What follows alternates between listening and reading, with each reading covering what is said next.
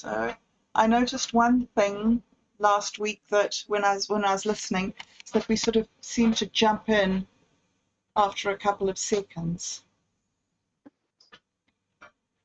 I started. think last week we were just in a hurry to get it going because I remember I came in and just barely had enough time. Right. Hurry to get it going because I remember that was probably I came in on and me. Just right. Most likely it was on me. It's always my fault. Like, well, you see, that's something I haven't. Important thing to know about men and women is that when there's a man and a woman in the same room, it's the man's fault. No, I mean seriously, everybody will tell you. Everybody will tell you it's always my fault. Even Mark and Emily says it's Roger's fault. Like, they always say it's. I know, I've seen that. I've seen that they always say it's Roger's fault. I think that they're pulling your leg. Roger, can you see? Yeah. It says on my computer that we're streaming. When I listen, they're pulling your leg. Yeah. Roger, I can hear myself talking. I can hear you talking. Can you? Oh, okay. Okay, let me.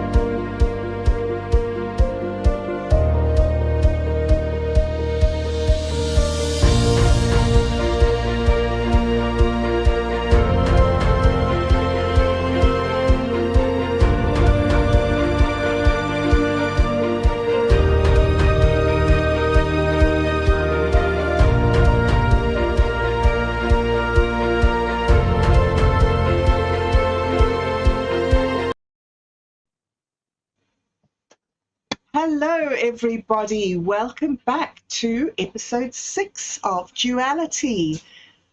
We are back again on a Friday afternoon at 12 p.m. in New Zealand. I know that's slightly different than the rest of the world, but the sun is shining, and I am sitting here again today with Roger Hanson of Roger Hanson Live. Hey, Roger. Hello. How are you doing today? Oh, pretty good, Roger. Pretty good. Having some interesting thoughts today about what we're going to be doing on the show today. We have a guest again.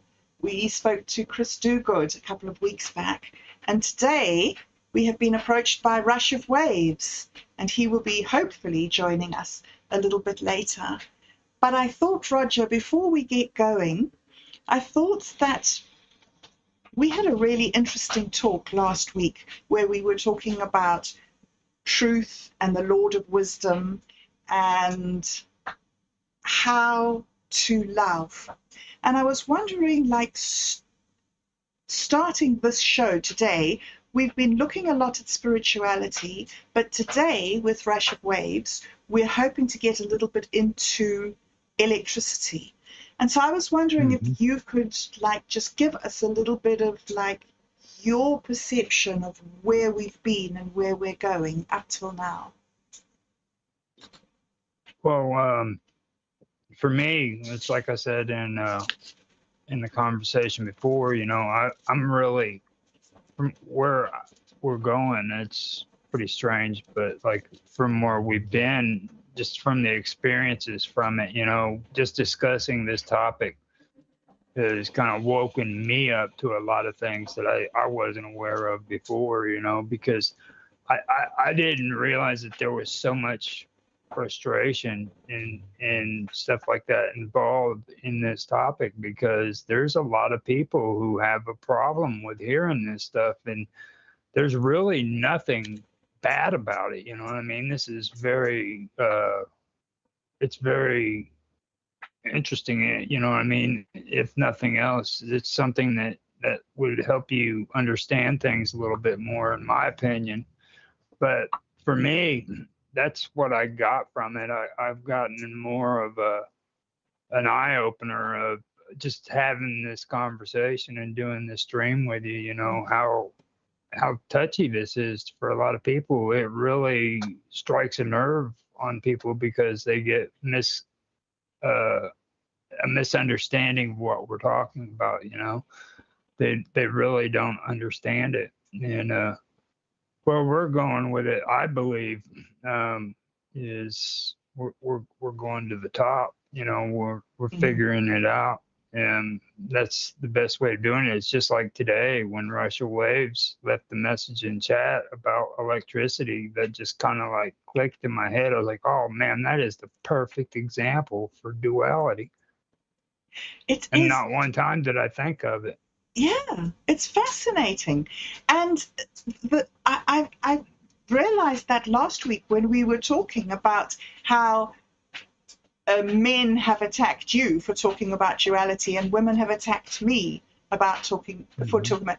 I realized that it's maybe a reflection of the divisiveness that we see around us and the division that we have in society, and that people have adopted these attitudes of confrontation with each other. And when some people like us come along and we say, oh, well, you know, we don't actually see it in a confrontational way, people become very confrontational about that. Don't you think? Yeah. Yeah.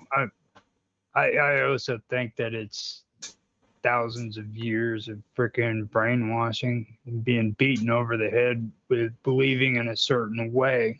And then all of a sudden people introduce something to you that you've never heard before, and you can't handle that because, you know, that's not what your preacher tells you, or your priest, or your rabbi, or, you know, that's not what they tell you. That's not what they've been taught. Yes. So it causes a lot of stress, even though this stuff is literally inside of all of the religious literature, Right. going back to the beginning of mankind, that doesn't belong here. Yeah, it does. It's a part of it. Yes. Yes, indeed. It's interesting how there's this basic idea of good versus evil in so many of the very early religious and spiritual searchings. And then we have the development of Christianity and how Christianity changed that idea of dualism, of good versus evil, and they brought in the idea of the three in one, the one God with three natures, and how now, with sort of the development of science and physics and the exploration of how things work and the rules of the universe, we now have the physicists looking at quantum physics and quantum mechanics and these very strange non-dualistic ways that almost the spiritual world or some other dimension works in this non-dualistic way. And yet it doesn't negate the fact that the very first thing that we look at is good and evil. It's interesting that the progression of thought doesn't do away with this basic idea of duality. Yeah, it's really interesting. It's like when we were going over Zoroastrianism too. We were discussing before that dualism versus duality. Both dualism and duality had the concept of good versus evil, or good and evil. You know what I mean? Yes. But for me, all that kind of got complicated and hard to comprehend. Like, I know for me, I'm not just going to be able to sit back and ponder on the ideas and try to come up with a solution in my head. I'm actually going to have to get serious about it and really do work to figure this stuff out, because it really is it's interesting and it's cool to check out. Don't get me wrong, but it is complex. We were just talking about that. Yes, it's very complex. When Vince describes consciousness, Vince says that consciousness is the prima materia and that everything in the material world is created out of consciousness. But when he describes consciousness, he calls it the great fractal. And that's fascinating to me because fractals are just the most complex patterns that you can get. And so it's really thought-provoking what you're saying. It's so complex. I'm thinking, yes, just like a fractal is. You can look at it and it's this amazing, beautiful pattern.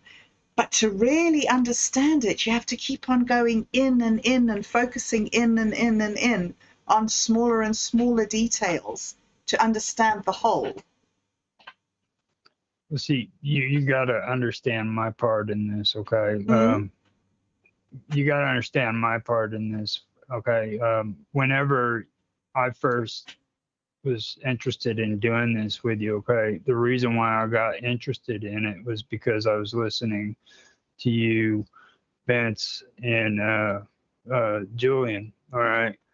And there were things that you said that dawned on me because I had learned some stuff here and there. And first of all, you were big on the feminine and the masculine aspects, and duality kept popping up in your guys' conversation.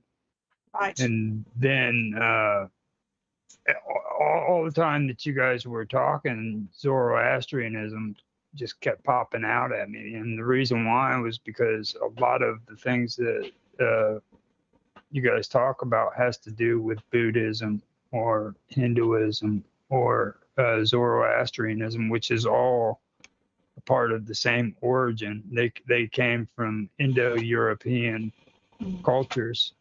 Okay. And like the good mind is that part of the mind that you have to focus on. But then Asha, okay, which is what was talked about in Zoroastrian, that was created by Ahura Mazda in his mind, in Ahura Mazda's mind.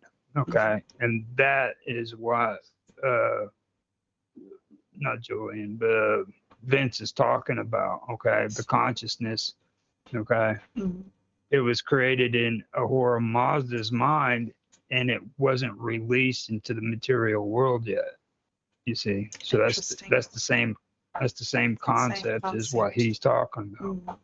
You know, and I get what you're saying about the fractal thing too. Yeah. Well, it's one of the reasons why I'm so fascinated with Vince's religion that he has delineated, that he calls elementalism. What he's done is that he has taken classical Greek thinking, which is a very masculine-based way of thinking, based a lot on conflict and conquering and achieving. And in fact, that whole society that the Greeks built up came as a result of the hordes, they call them, the men who came from the north, the warring tribes who came from the north, who swept down through Europe and replaced the very peaceful agricultural societies that you had there. And so these tribes that came through conquering were warriors and had very warlike gods. And so the Greek thought was something that grew up out of those roots. And so it was very masculine, and it was a lot about, Socrates and Aristotle and very rational thinking and achievement-based living. And what Vince has done is that he has married those ways of thinking with the Eastern Dharmic religions, and he's brought in the whole feminine aspects of acceptance and non-harm, and that you are ultimately responsible for the world that you create, as in Zoroastrianism.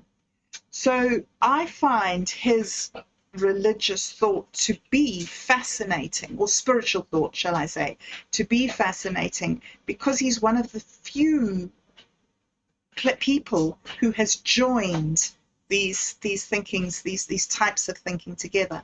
But it's very complex to explain that, because you've got to dig right back into these histories and see the roots of it before you can really appreciate the complexity of how he's joined these thoughts together. So yeah, it's pretty cool listening to you guys when you do those shows, because whenever I hear it, it just brings back a lot of the stuff that I have been reading. And like with the Greeks, you need to understand too, the Greeks, those invaders from the north, those were the Indo-Europeans that I was discussing.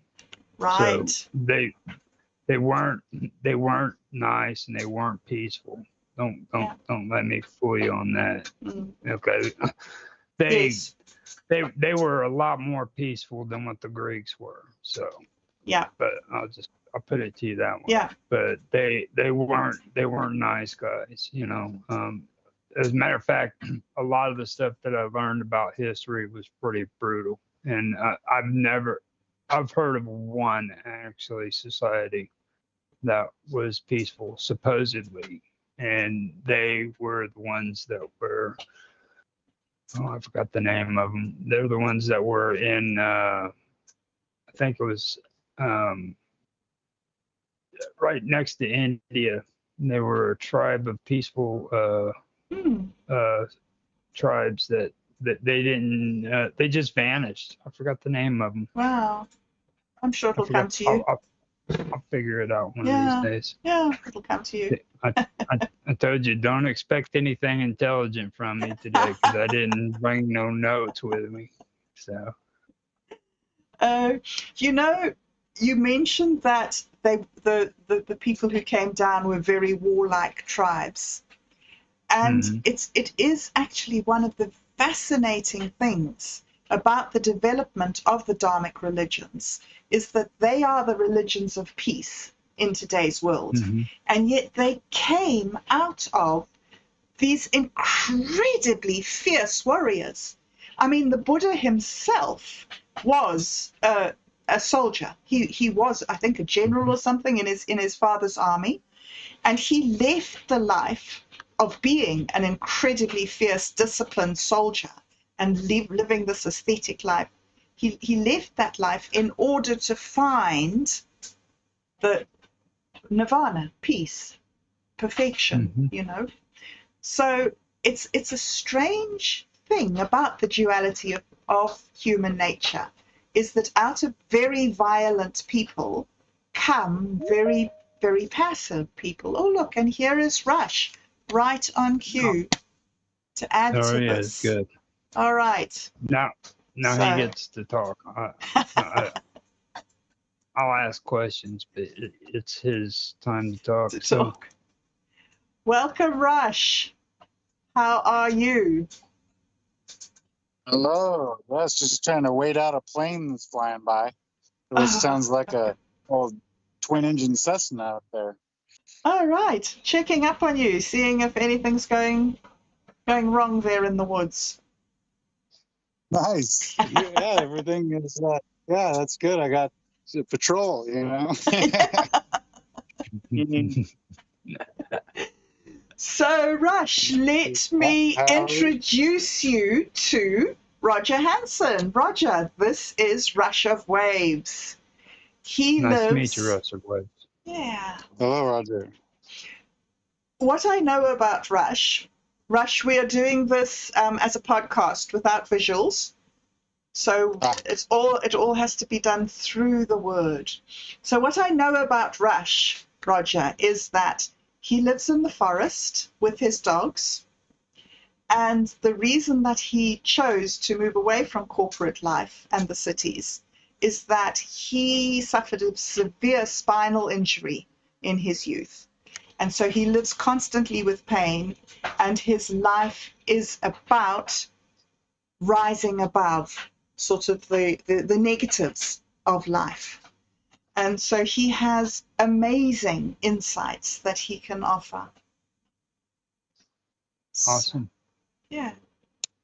bobdub, you know me better than I do. Rush, you're an amazing person and so interesting. And one of the things that we have, Roger and I have been really keen to speak to you about is your perception of duality, because you approached us with the idea that one of the things that we haven't looked at all is the scientific or the realistic, if you like, aspect of duality. So as an expert in duality, I am, since you are an expert in duality, I am really keen to hear on what your take is on what is duality, to start off with. What is duality? It's very interesting. I guess it's probably a lot of things. What I'm thinking that it is the something that is split in two, you know, and or opposing forces, and you know, I don't know if I know how to define it. I think that it is something that embodies many things, maybe, and duality might mean different things where it is, wherever it may be. Mm-hmm.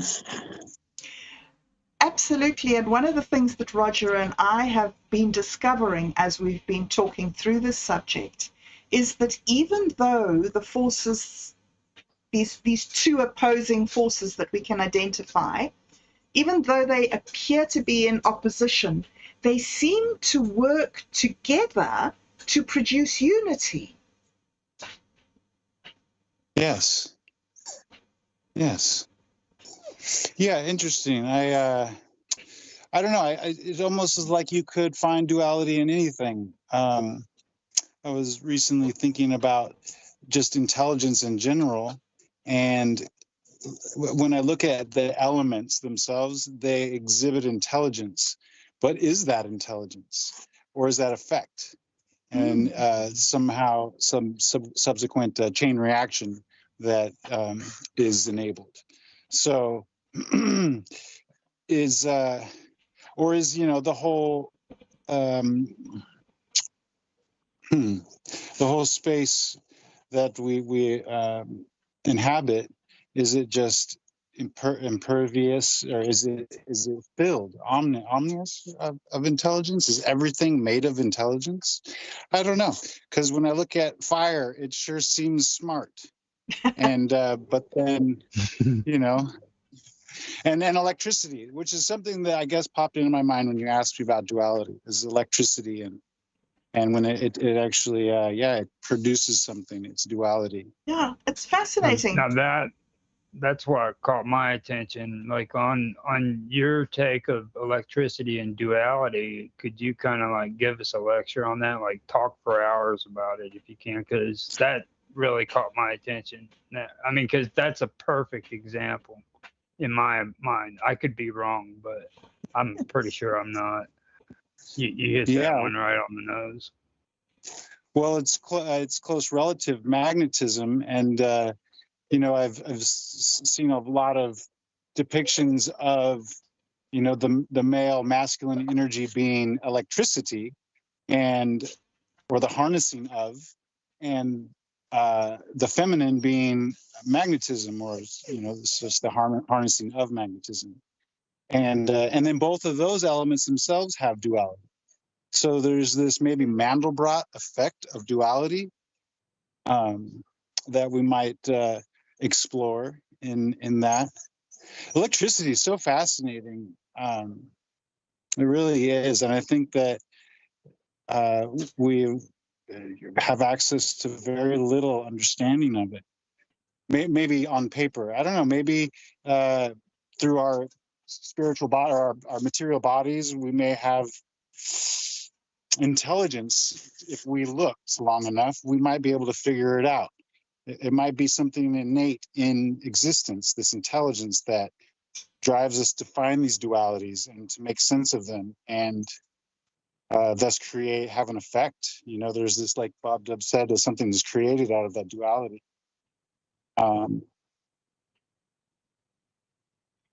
It's fascinating that electricity, when people talk about electricity, they talk about electrons.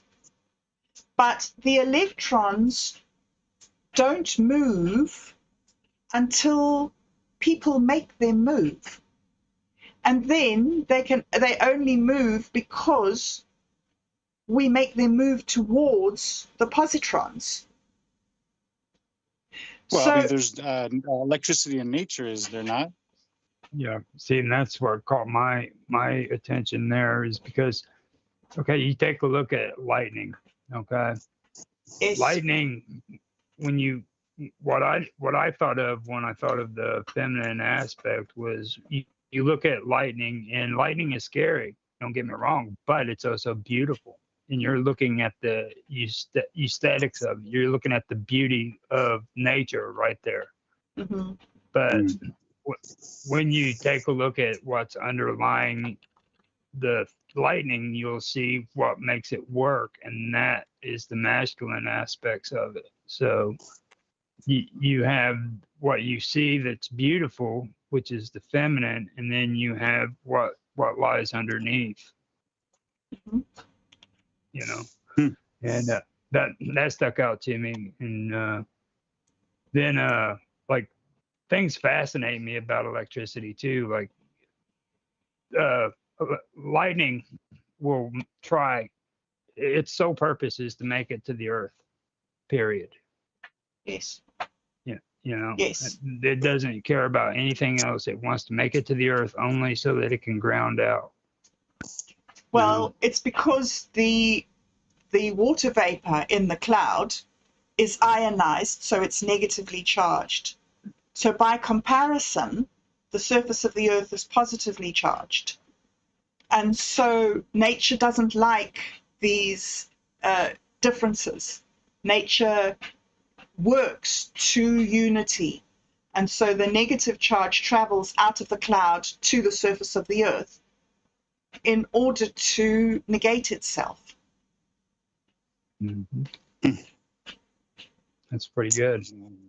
Yeah. Isn't that interesting how you pull something apart and it just reaches back to unite again? Yes.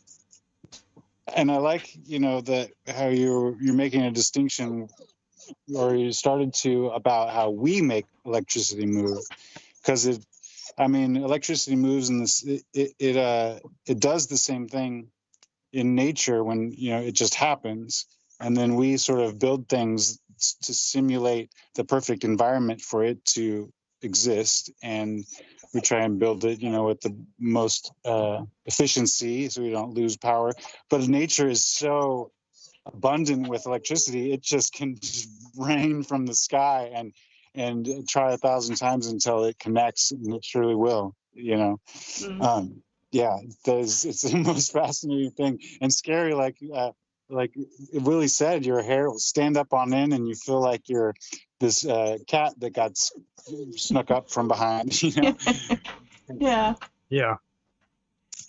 The thing that I was thinking about with man-made electricity is that nature's electricity kills you. Man harnessed electricity to make it work for him. Like God provided it and said, okay, here's the raw material, see what you can do with it. And so, we needed to make it into something that, well, first of all, we needed to understand it. Once we'd understood it, then we made it into something that we could utilize for the furtherance of human species. How can we use this to a positive effect? Because lightning, like you say, Roger, it's beautiful and it's dramatic and it's awesome, but it's also deadly. Right. Yeah. And also realize too that man-made electricity is deadly too. So anybody who messes around with electricity, understand that you need to have an understanding of how it works, because it is a dangerous force and it can kill you. Yes. Just put that out there. Yes. We have put in a lot of checks and balances in order to be able to harness that power. Yes, we have. Now, yeah. What sticks out to me is Tesla. Okay, everybody talks about Nikola Tesla, about this and that, but like the actual experiments that he did with electricity, the man was a genius. I forgot the name of that device he had, but he could touch it and have electricity flowing through his fingers. What is that thing called? That globe thing. Yeah, it doesn't actually go into your body. It travels around the thin space around you, and then will connect ground through your ethereal body. I don't know. It's pretty crazy. All that, yeah. Yeah, and I would bet you have to tune that to do that, because you can't just charge up a capacitor and touch the ends and expect it to not go through you. Yeah. I really loved his work with the mechanical oscillators and sound waves and stuff. He got to do a lot of cool stuff. let's see, with sound waves, that's the one thing that I really got into too when it comes to a lot of that, because most people, well, you know how, well, Vince, okay, he likes to talk about vibrations, okay, and like people don't realize how important vibrations really are. Like when it comes to sound waves, they'll take satellites and aim them at planets to see the vibration of that planet, and that's caused because of the sound waves of the planet. It's Yes. literally causing it to vibrate. Yes. You know, isn't that fascinating? it's beautiful. I mean, planets are singing to you from outer space. Yes. Well, I believe that electricity does too. Doesn't electricity itself have a sound, and electromagnetism also generates sound? Which is fascinating because according to the Judeo-Christian tradition, God used sound as the mechanism to create matter. Yeah.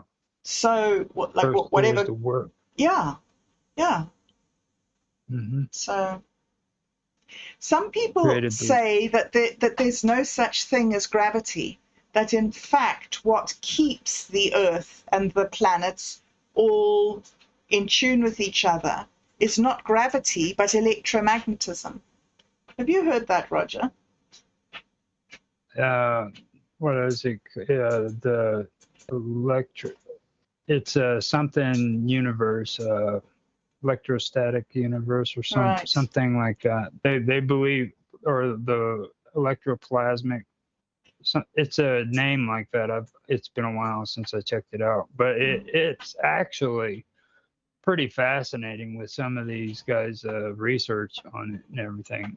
And to be honest, I haven't dug too deep into the whole aspect of how deep they're going. Like they're going pretty deep when it comes to the universe and how it works. But what I have seen, like you can see their experiments on the internet if you want to look at it. Like, and they'll show simulations of what they consider to be like our solar system and how it works, and they use just pure electricity, you know. So I do find that very interesting, you know. Very interesting. I'd really love to be able to figure out more of that. It's been at least 4 or 5 years since I even looked at anything on that. So I really thought it was cool when I did see it. So Rush, were you saying that electromagnetism is the combination of the masculine and feminine forces? I mean, I think we can define the two things that are at play when we talk about electricity. So, I mean, I'm not all too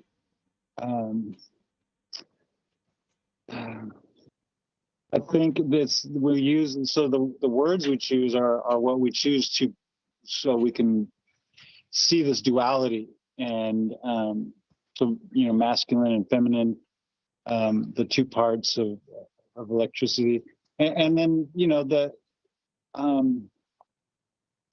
way that we manifest and embody this masculine and feminine and bring it to life and paint it into the art exhibit that is the human being, and all the plants and trees and animals that also do the same thing. It's fascinating, this electromagnetism. They work together and they seem to be the same thing. And I would go on to think that there's a possible multiple things that govern our universe. And it seems to be that that's one of them, for sure.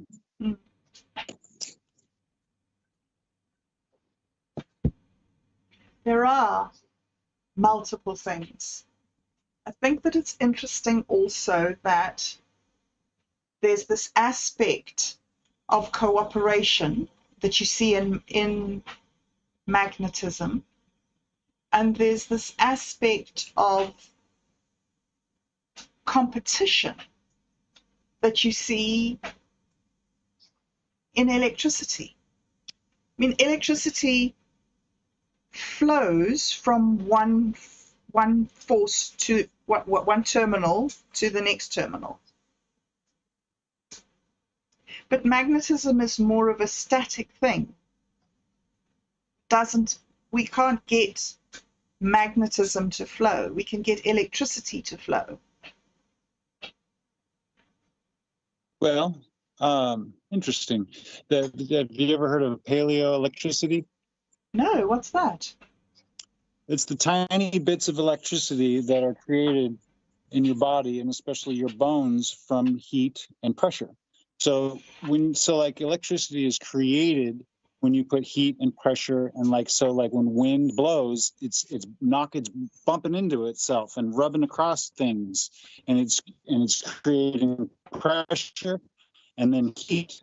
Out of that, also electricity.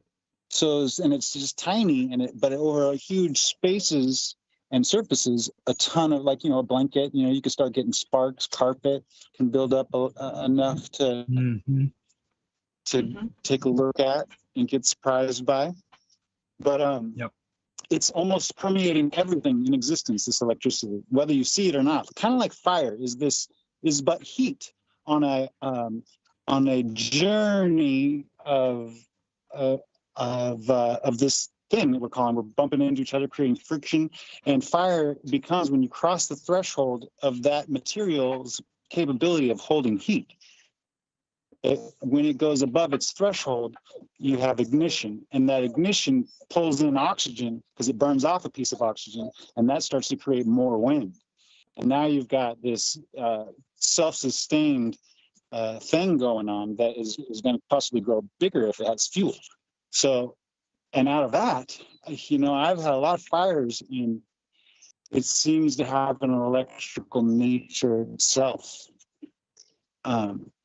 Really hard to detect because it's so fluid and like water, and then the same thing, water, as we know, can carry electricity. And, it's invisible in there to our eyes. And yes, fascinating.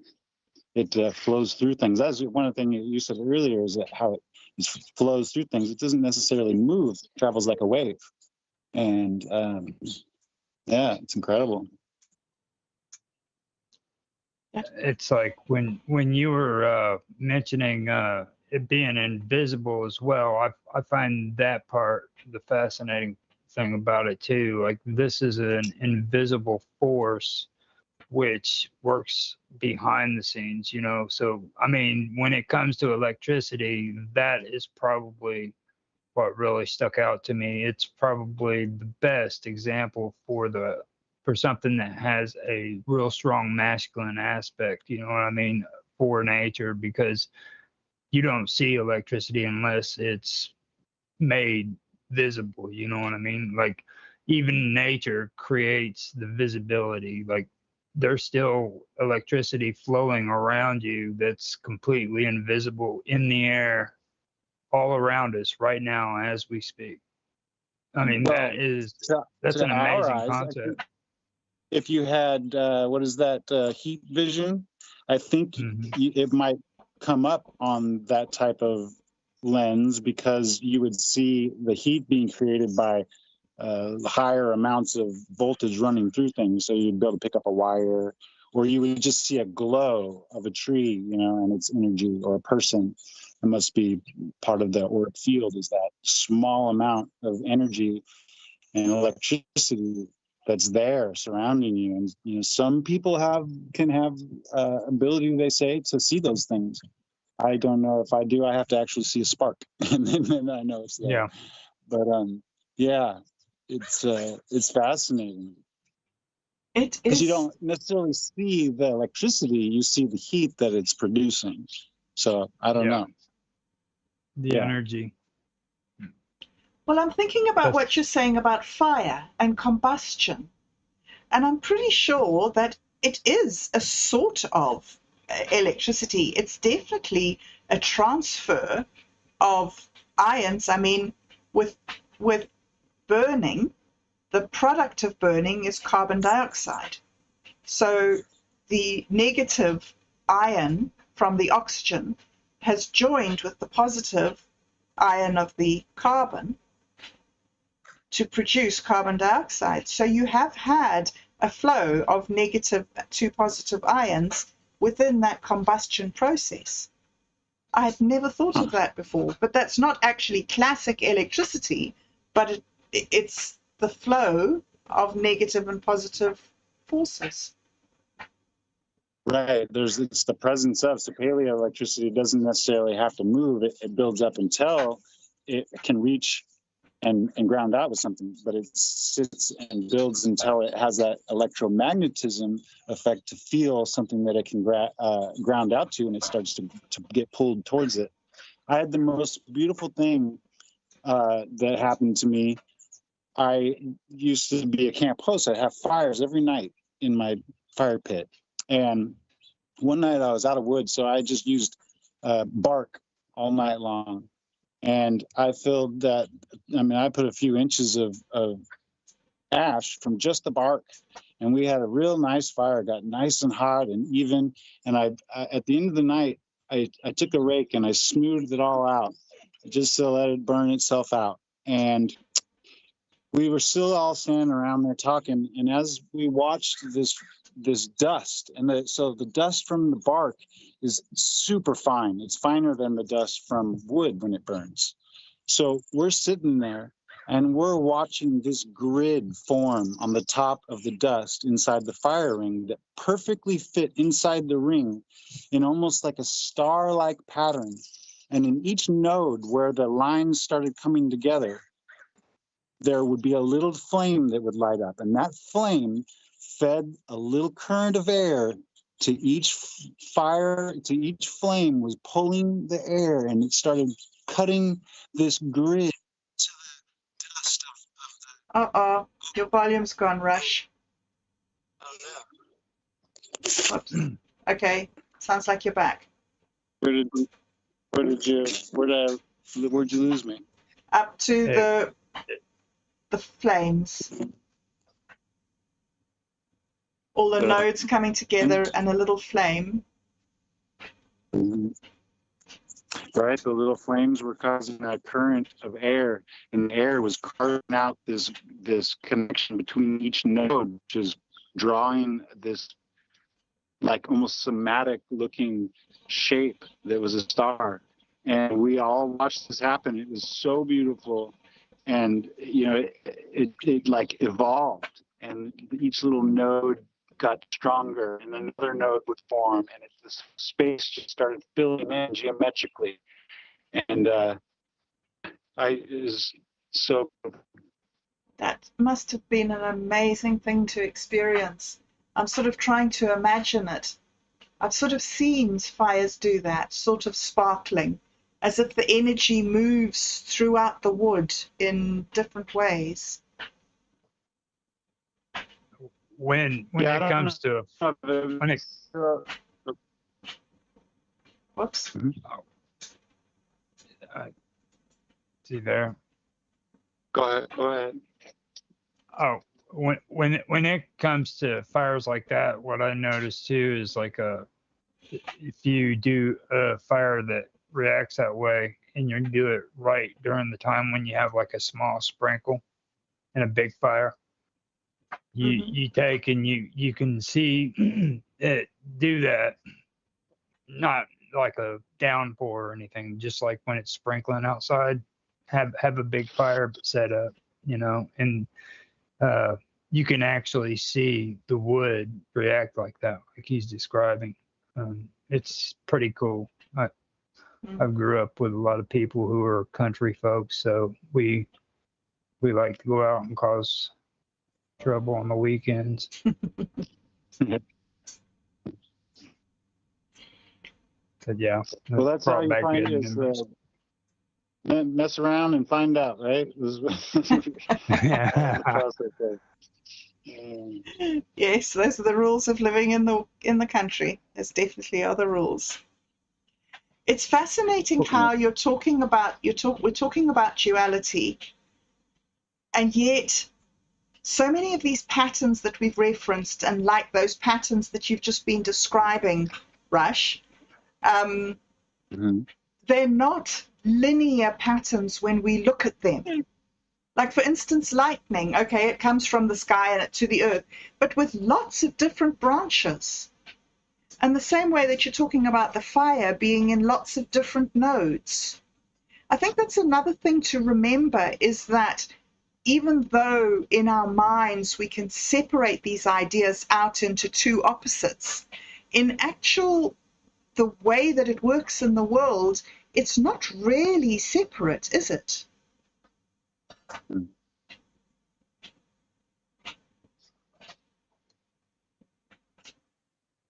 Are you there, Rush? Yeah, no, I definitely agree. There's all the things that seem to be separate are definitely connected in some ways. But I don't know. I mean, I think you can still define that it is also separate. So not only is it connected, but it is also separate. It's a real. That's kind of the duality of it. You know what I mean? Like, back when Karma was on my show with me, you know, she was really, really upset whenever you tried to talk about the differences. And it's hard for people who want everybody to think that they're connected to also think that they're separate. You know what I mean? Like, you are separate individuals with different mindsets, different ways. That's duality as well. And that goes with everything. Nature, it goes with humans, it goes with religion and all that stuff. You know what I mean? It just, we're connected, but we're also separate. So I think that's what makes things so cool. You know what I mean? About life. I mean, that's diverse. That's true diversity. That's not, you know what I mean? Yes. Fascinating how something as simple as opposites makes something as complex as life. I mean, I'm just thinking now of breeding, of men and women, like a male and a female thing coming together to make a completely complex person. Human life. Human life. You know? Oh, wow. Now, the one thing that I want to know, though, is what's his take on two opposites can't occupy the same space? Do you agree with that or not? What was it that can't? Two opposites can't occupy the same space. What's your thoughts on that? Two opposites. Yes. Two things that are opposite. Can they embody the same space? Well, I mean, it depends on what you call space. So it's like if you're saying the space of the whole field, there are definitely two different opposite things in that field together. But the exact space, if you were to, I mean, like microscopically go all the way down, I would guess that two things cannot occupy the same space. They might be leaning on each other, or have become one new thing. So then, yes, those two things are now occupying the same space, but you'd call it something different because they're now joined. That would be like breeding, like a baby, a whole new thing. But like with something like say thoughts, you can't have a positive thought and a negative thought at the same time. Can you? Or can you? Can you hold a negative thought and a positive thought together in your mind at the same time? Or does one replace the other? No, I think you could feel something. It's like that saying about what masculinity really is being able to be violent, but knowing how to harness that wild nature and that thing that makes things happen. You can't just go around, and it doesn't build up to become more masculine if it keeps connecting. That's the electricity kind of look at things. It says, the more it grows, the more dangerous, obviously, it becomes, and the more powerful it becomes. And I think when we say masculinity, these things, these forces, they don't necessarily inhabit intelligence. It's us that puts the intelligence in there, and we're able to keep that force from grounding when it's inappropriate, and build it and harness it. Obviously, harnessing the force would be more valuable over the long run, because you would be able to, apply that force. So, yeah, I might be meandering about now, but yeah. No, it's interesting. That kind of goes into electricity too, though. Like, could positive and negative occupy the same space?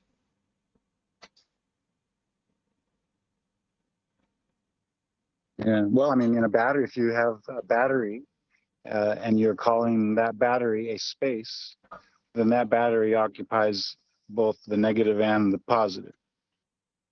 But they're separated, aren't they, within the battery? Right. Within the battery. I mean, there's further, if you look closer, they're not together. So it just depends on your definition of what space is. Yes. Yes. And all the way down to an electron and a neutron, they're separate.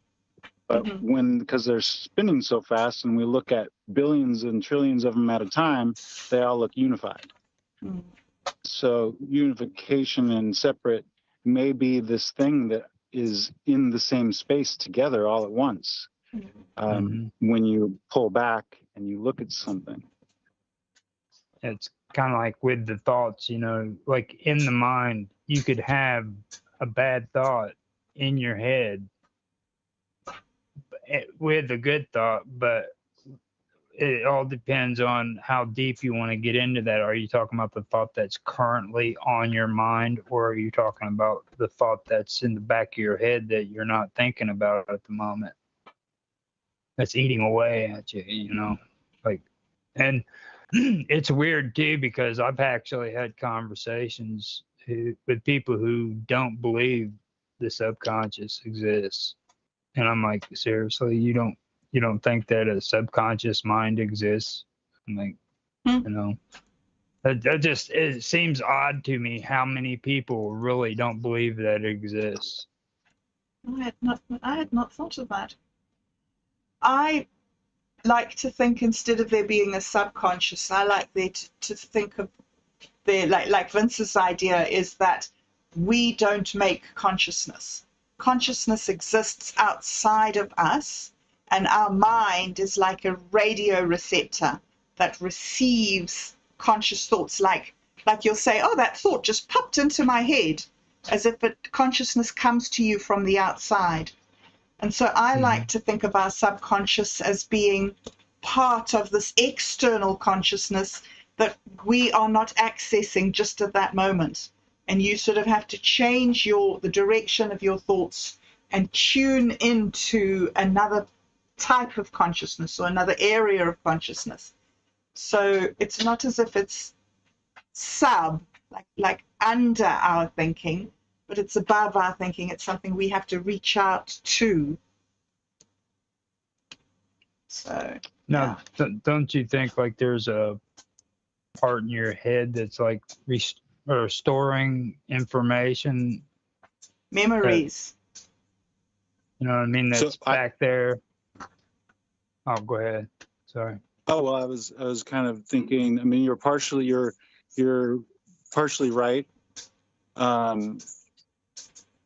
So if you were to think of subconscious as this is not just the consciousness, the greater consciousness that everybody has access to, but a subconscious, your subconscious. So it's this chamber inside of you that you put consciousness into, and so you go around with your senses and you observe the conscious reality of the world.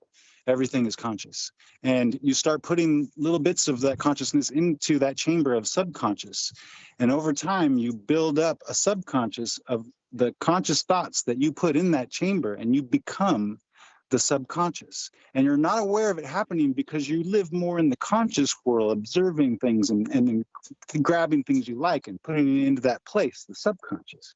And inside there forms this person and this being that you use and utilize to react and to further find and look further into the depths of reality and this duality that we're experiencing that's so fascinating. So in conclusion, the consciousness in my eyes is something that's this greater thing that's we all have access to, that's bigger, and the subconscious is the consciousness that we create out of it. Wow, I like that explanation. That makes sense to me. That really does make sense to me. Pretty good. Yeah. So we're about to run out of time, but this is a fascinating, this always happens to me. Right at the end of the show, I start thinking of all these things I want to know. I'd just like to ask one final question to both of you guys to end off with. Lots of people talk about positive thoughts and negative thoughts. We're talking about positive pieces of electricity and negative pieces of electricity and how they need to work together to generate electricity. Do you think that there is any way that positive thoughts and negative thoughts work together in our mind as one whole? Maybe you could start with that, Roger. I don't think I could be a whole without the bad as well as the good. I mean, it's really good to have a really nice life, a great life. You know, if being happy is the only purpose that you have in life, then you have a miserable life. When you go through hardships and you overcome hardships, what happens is you transcend to another level. Okay. You actually have better understanding because you've gone through hard times. So for me, I need the bad times just as well as the good times because that's how I grow. So that's all I'll say. Yeah, I like that. This understanding is the two things you're bringing together and existing at the same time, and though they conflict with each other, you come with a new, you have a new. So I guess I'll just say that my recent experience with my dog, got into a dog fight, and you know, I felt so mad seeing it happen, and I broke it up, and I'm hitting these dogs, and they don't care that I'm there. And they're the wild beasts. They're trying to kill each other, and I don't like that. And I'm right in the middle of it, and I'm punching my dog, trying to get it to let go of this dog so it doesn't kill it.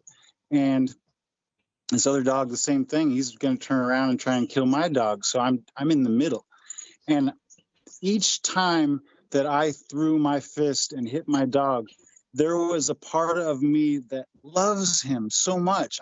And this is just something bad that's happening right now. And with that, I'm not going to just kill him. I could have just killed him and stopped the fight, but I love this animal. And so I'm not really punching him as hard as I can. And in the back of my mind, I'm trying to come up with a better solution.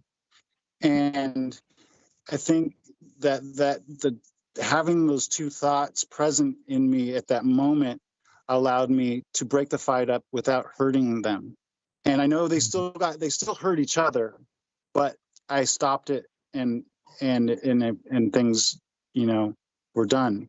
But without that, if there was a different dog that was attacking, say, my dog, I wouldn't hesitate to just kill it. Like, I'm not going to try and find a better solution and risk more of me in the situation. So yeah, I felt that two things existed: a good thought, but also a bad thought, of having to do something I didn't want to do. And, I figured a third better thing out, Wow. Yeah. Fascinating. Really, really good example. Really good example. Well, Rush and Roger, thank you very, very, very much indeed for a fascinating conversation. And also, listeners, thank you very much for being with us throughout. And thank you for those of you who are still with us. It's great to have you along. Please remember to drop any of your questions in the comment section, and we will maybe get back to you next time, and we can carry on this conversation. So yeah. Thank you so much, Rush. Thank you very, very much for being with us. It's so interesting to hear your point of view. Oh, thank you so much for inviting me. It was good to meet you, Roger. Thank you again. It was very, very fascinating and lovely time talking about some really cool stuff. I appreciate it too. It was a great topic. I was really happy that you were coming on the show, because like you really caught my attention, and it's pretty smart. Awesome. Well, and thank you also, Roger, for once again doing this show with me. It is one of the highlights of my week, I must say. And we will be back again this time next week. So for now, goodbye.